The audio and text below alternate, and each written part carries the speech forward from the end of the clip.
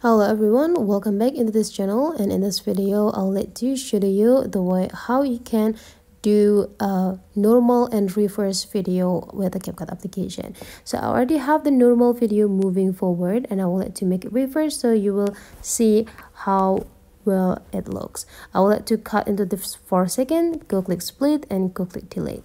The next thing you need to do is just go tap into the clip and take a look on this button feature, and then you just need to swipe it into the left side until you found a duplicate tools.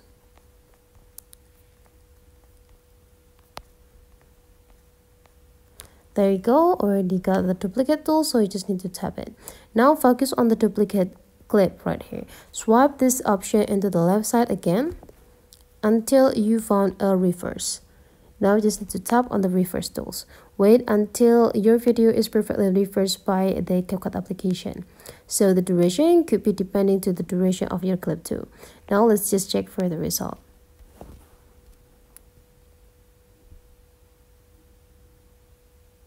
So that's for today's tutorial guys. Hopefully you enjoy this, and let's meet again into other tutorial.